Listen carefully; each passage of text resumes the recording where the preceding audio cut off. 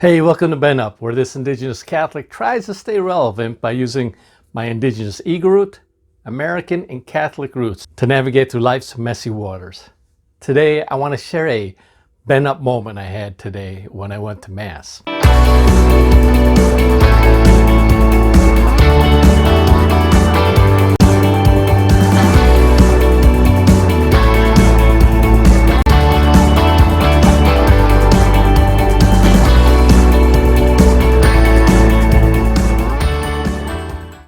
Today I went to Mass with my wife. We went to the Shrine of Christ the King here in Chicago. Now, I'd like to get to Mass 5-10 minutes early, or maybe 15 minutes early, especially if I need to go to confession.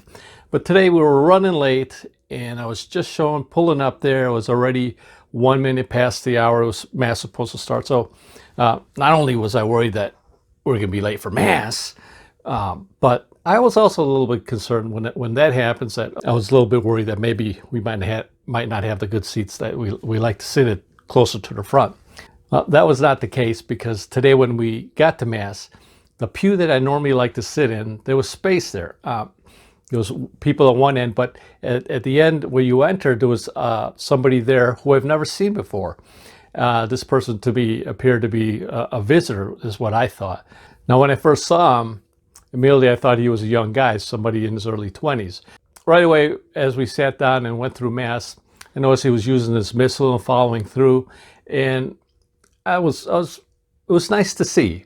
And one thing I like about the traditional Latin Mass, of many things, but one thing I like about going there is I'm always seeing young people. When I say young people, I mean it's people in their early 20s to late 20s. They're going there. They're going there on their own volition. And so when he was there next to me and following along with the missal, and I can tell this guy, this was not his first rodeo. Anyways, as Mass ended, I stayed a little bit longer as typical. And those who haven't been to the traditional Latin Mass, one thing you'll find out when you do go is it's typical in general that most people after Mass will stay and not leave right away. So a lot of people will stay and continue to pray and give thanks. Anyways, I did that for about 10-15 minutes, and then I got up and went outside to talk to some people. Just before I was about to leave, though, I noticed he was still at the pew, this new person, and he was just finishing up his prayers, and he was standing up and he was kind of looking around. To me, I knew right away that he was a visitor. So naturally, I know what it means. I know what it feels like to visit and be somewhere at the first time. I know what it feels like to be at a Latin Mass and not knowing anybody else. So I was naturally compelled to approach him. I introduced myself to him, and I asked him if it was his first time at the shrine, and he said yes.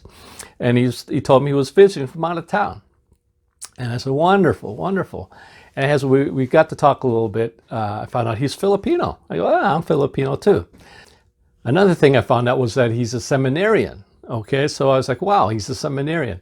So I introduced him to one of the candidates over that served Mass, and that who's also discerning the priesthood. And they got to talk and whatnot. But then I invited him to lunch with my wife and I. And so we went out to lunch. As we got to talk, I found out that the seminary he's going to is a Diocesan Seminary.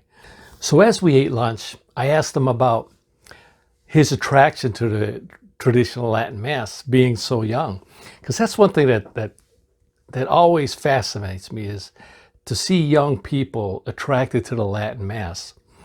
So as we were talking, he explained how he saw so many things at the Novus Ordo Mass wasn't feeding him, and a lot of things that he wasn't getting from the Novus Ordo Mass that he saw in the traditional Latin Mass. And not to go so much into detail, but all the beauty that he saw in the Latin Mass still got me thinking about, okay, so you like the Latin Mass and you find all this beauty, you're attracted to the liturgy and everything else that he was telling me. But what was going through my head is, So why did you choose a diocesan seminary to be a diocesan priest?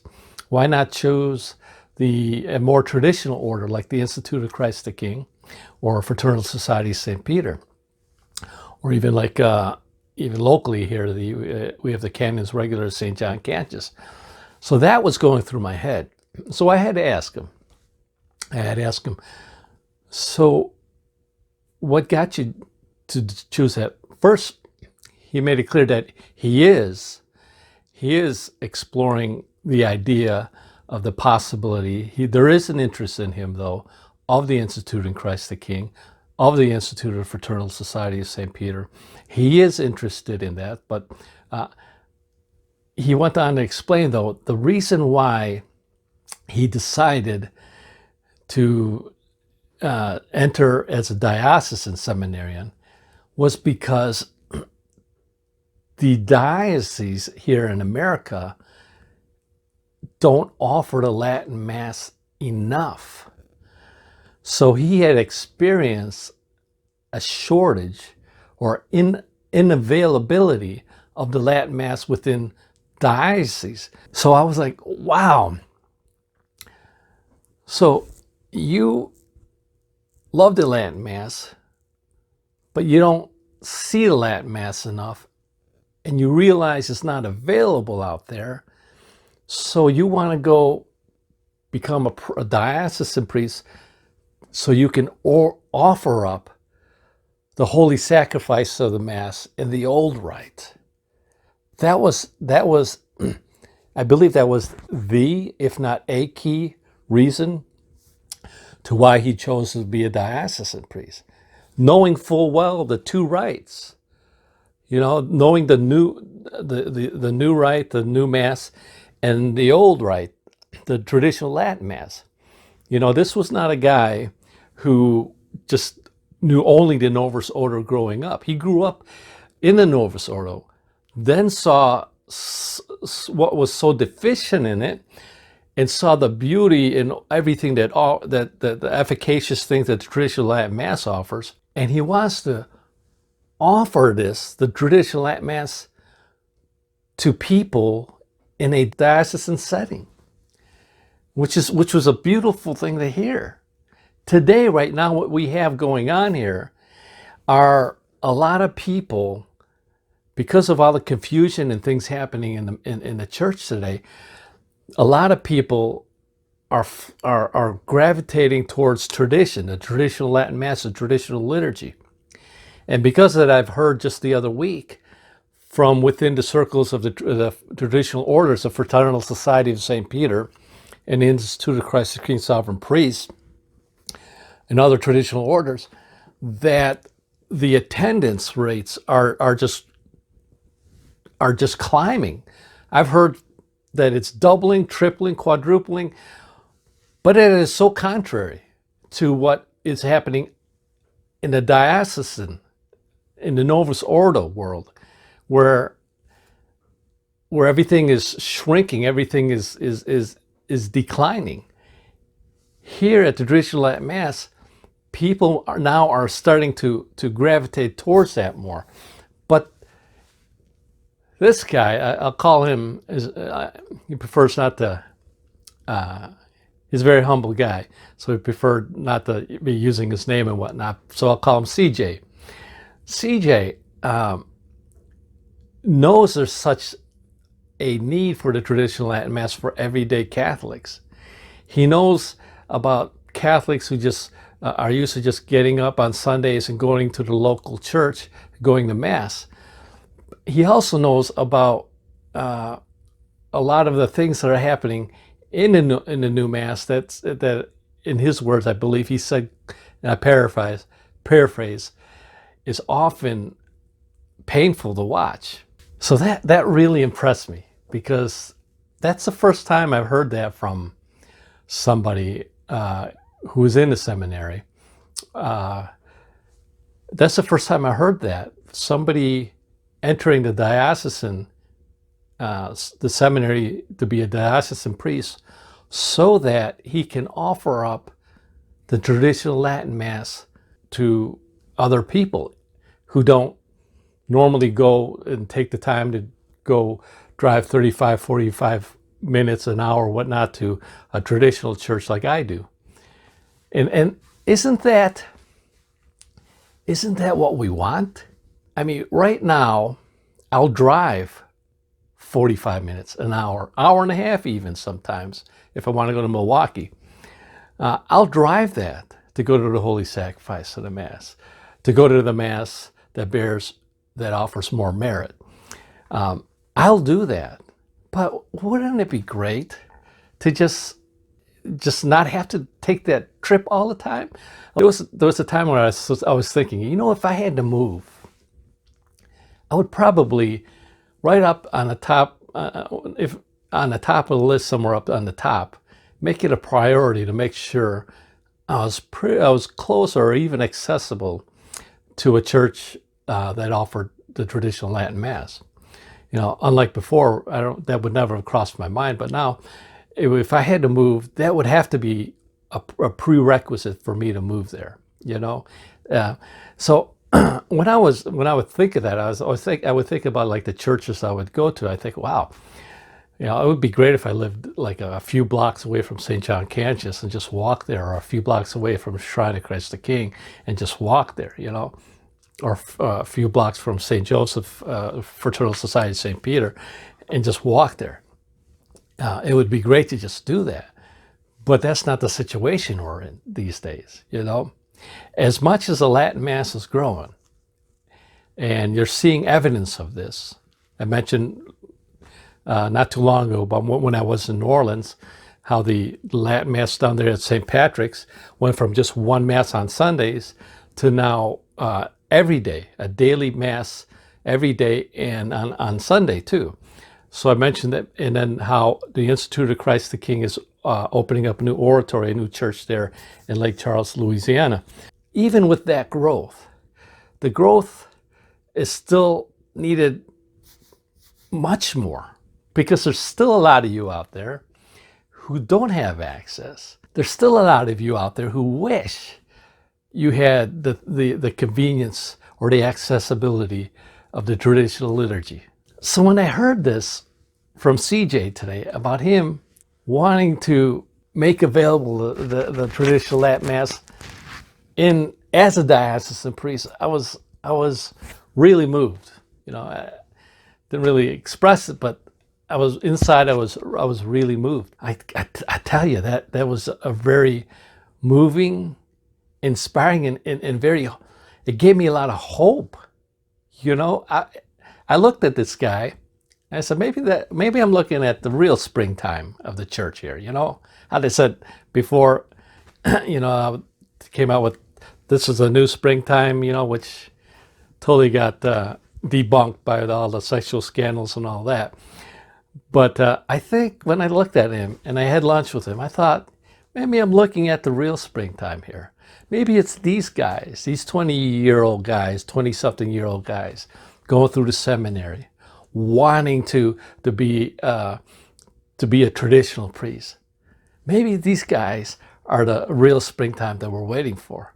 I mean, maybe it takes all the old people, all the hippies who grew up in the 60s and whatnot. Maybe it takes for them to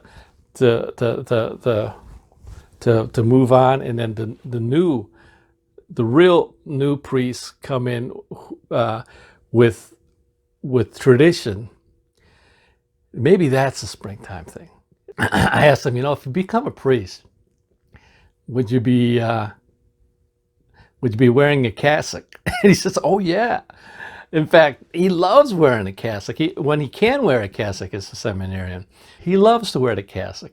I even asked him, would you wear a saturno? Those hats, those Saturn color hats that Pope Francis and some of the bishops today make fun of, He says, oh yeah.